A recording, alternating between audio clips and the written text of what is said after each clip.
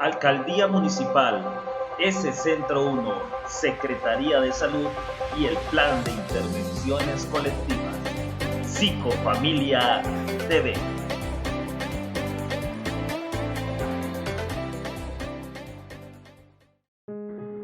Hola, bienvenidos a su programa Psicofamilia TV. Soy María del Mar Arce, psicóloga. Hoy vamos a hablar de un tema muy importante para mí, que es la violencia autoinfligida. Es importante por muchas razones, empezando porque de esta manera podemos saber qué nos está pasando. En casita podemos saber cómo lo podemos tratar. Es importante para que en los colegios o en los trabajos también tengamos estrategias de cómo detectarlo y poder ayudarle a esa persona que lo necesite o ayudarnos a nosotros mismos si es que lo necesitamos en este tipo de comportamientos que pretenden hacernos daño. Con el cuidado del cuerpo es muy importante también hablar sobre este tema. No solamente se presenta en niños, niñas y adolescentes, sino que también se presenta en adultos, en familias y en comunidades enteras. Este tema me gusta aclararlo porque es necesario saber cómo prevenirlo y si está sucediendo, saber cómo detectarlo y ayudar al que pues necesite una ayuda o un tratamiento. Empecemos entonces por qué es. Más adelante vamos a definir el por qué, algunas causas, algunos factores de riesgo y al final vamos a hablar de la prevención. ¿Qué es esta violencia autoinfligida? Se define como todo tipo de acto o acción que una persona haga intencionalmente para hacerse daño. Este tipo de daño pueden ser lesiones leves, pero también pueden ser lesiones graves que los lleven hasta la muerte. Hay unos factores de riesgo que influyen, pueden ser antecedentes familiares de suicidio, pueden ser antecedentes de depresión, el abuso del alcohol o de alguna otra sustancia psicoactiva. Está también un factor de riesgo, puede ser aquella persona que trabaje con alguna herramienta o con herramientas letales, con químicos letales o con métodos letales. Este tipo de personas también tienen un riesgo alto de poder llegar a hacerse daño. Esos factores de riesgo aumentan la probabilidad de que la persona se haga daño. ¿Qué tipo de daño podemos tener o qué tipo de daños podemos de pronto realizar en alguna persona que lo esté haciendo? El cortarse, el aruñarse, el morderse, darse golpes en la cabeza, pensamientos suicidas, ideaciones suicidas, entre otros factores que tienen a esta persona como con una crisis, un desorden en su cabecita que lo hace de pronto intencionalmente hacerse daño. Hay que mirar variables, como por ejemplo hay variables médicas, hay variables económicas, hay variables psicológicas que llegan a que la persona se haga daño. ¿Cuáles pueden ser estas variables médicas? Podemos hablar de pronto de discapacidades en el desarrollo, una persona de pronto con autismo o discapacidades intelectuales pueden hacerse daño, pero esto ya sería una afección médica. Esa persona se puede lesionar, ya sea mordiéndose o golpeándose la cabeza, pero esto tendría directamente una afección médica. O por ejemplo, una persona que presente depresión o algún trastorno de ansiedad puede tener algún pensamiento o alguna ideación suicida. Entonces, cada individuo es diferente. Tenemos que hacer un tratamiento diferente por cada persona, pero primero debemos de verificar cuál es la causa. Como lo dije anteriormente, si es una causa médica, si es una causa psicológica, si es una causa económica, si es una variable ambiental. Asimismo, debemos de tratar a esa persona. Todos los individuos somos diferentes y merecemos el trato diferente para cada problema, que se realice esa necesidad, porque cada individuo tiene una necesidad diferente. Este tipo de violencia autoinfligida se puede presentar de manera individual, ya sea que la persona se haga daño directamente, cortándose, abriéndose algún orificio o demás, o también se puede presentar de manera grupal.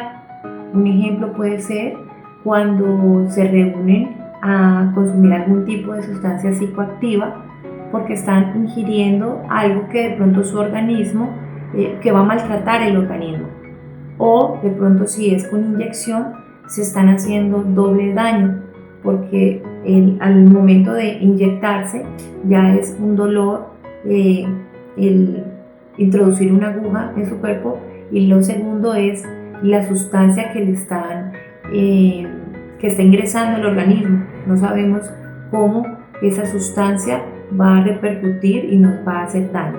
Entonces esto sería de pronto una forma grupal de autolesionarnos. Una vez que detectemos estos factores de riesgo, que detectemos cuáles son las variables y cómo podemos intervenir de pronto si nos está pasando a nosotros mismos o le está pasando a algún compañero de trabajo o a algún familiar o inclusive a un vecino. Una vez determinado esto, podemos entrar a ayudar a esa persona.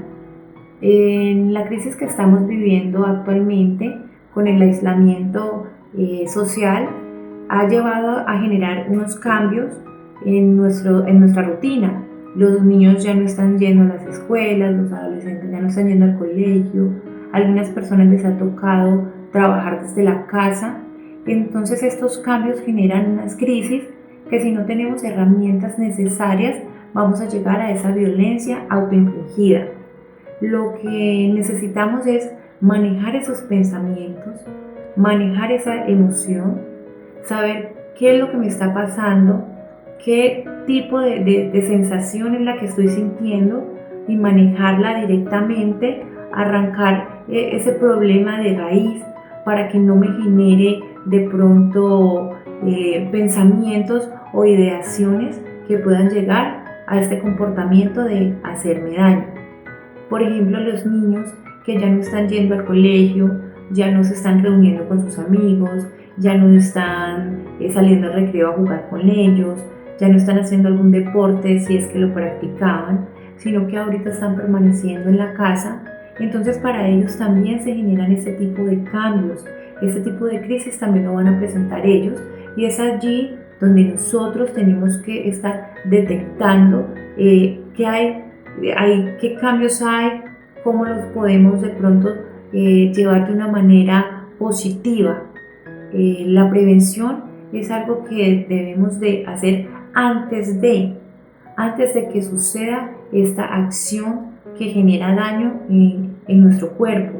Entonces, ese tipo de prevención es revisar qué es lo que está pasando, qué cambios estamos sintiendo.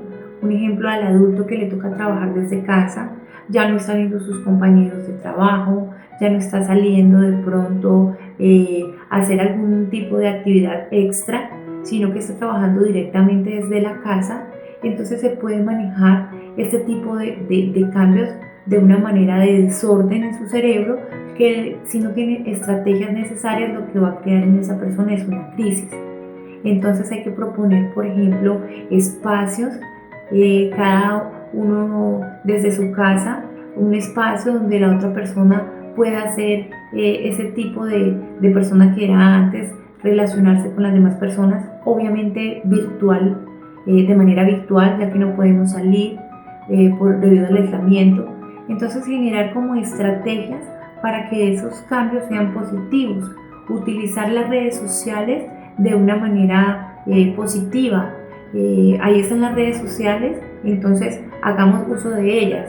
Podemos de pronto vernos con nuestra familia, vernos con amigos, interactuar con otras personas que van a hacer de pronto que tengamos otro tipo de pensamientos, que nos van a ayudar, que van a hacer que esta crisis de pronto mejore. Estos cambios en nuestra rutina, en nuestro trabajo, hacen que las personas piensen o tengan de pronto un manejo inadecuado de un tiempo, de este tiempo de calidad, este tiempo de pronto que antes no solía pasarse en casa, este tiempo que antes se pasaba en otros espacios, ahora lo estamos trasladando a la casa y no vamos a saber cómo manipular ese tiempo. Entonces ahí es donde la persona se empieza a llenar de muchas cuestiones, se empieza a preguntarse muchas cosas y empezamos a tener este tipo de lesiones o este tipo de comportamientos, este tipo de violencia hacia nuestro cuerpo. La Organización Mundial de la Salud nos habla de unas habilidades para la vida y es necesario que cuando tengamos este tipo de violencia autoinfligida tengamos herramientas necesarias para salir adelante. Esas habilidades, como lo presenta la Organización Mundial de la Salud, habilidades para la vida, es sencillamente el hecho de que sí las tenemos, pero debemos de trabajarlas, debemos de potencializarlas, debemos de sacar adelante ese tipo de habilidades para poder vivir una vida tranquila, una vida plena y poder ayudar a otra persona o a esa persona que lo necesita. ¿Cuáles son ese tipo de habilidades para la vida? Está el pensamiento creativo, está la comunicación asertiva, las relaciones interpersonales, está, y en eso sí quiero hacer énfasis, en el pensamiento crítico, en ese pensamiento que va más allá, el que me ayuda a crear estrategias, a preguntarme cómo voy a salir adelante debido a esta pandemia que estamos viviendo ahora, cómo lo voy a hacer si estamos en este aislamiento social. Otra habilidad para la vida también importante es el manejo de las emociones, el manejo del estrés. Cuando no se hace un buen manejo de las emociones o un buen manejo del estrés, puede llegar a este tipo de causas. ¿Cómo podemos detectarlo? De esta manera, si alguien de pronto nos llama, nos comenta que le está pasando algo, que se está haciendo daño, darle la importancia que merece esa charla. Si de pronto no nos sentimos con las herramientas necesarias para escuchar al otro, para ayudar a ese otro, entonces de pronto crear una red de apoyo o buscar un profesional que le pueda servir a esa persona más adelante en cuanto a su problema, crear esa red de apoyo que sea incondicional, que la persona sepa que ahí van a estar siempre, que si de pronto llamó a una persona y no le contestó, está la otra persona que sí le va a contestar, que va a estar pendiente de él. Siempre debemos de estar como pendientes de esa persona, y si somos nosotros a los cuales nos está pasando, somos nosotros los que nos estamos lesionando, entonces hablarlo. Está bien pedir ayuda, está bien pedir un consejo, está bien no quedarnos callados, está bien buscar mecanismos para que esto que estoy sintiendo muy profundo, esto que estoy sintiendo muy adentro, salga, me pueda liberar de alguna manera y no me siga haciendo daño.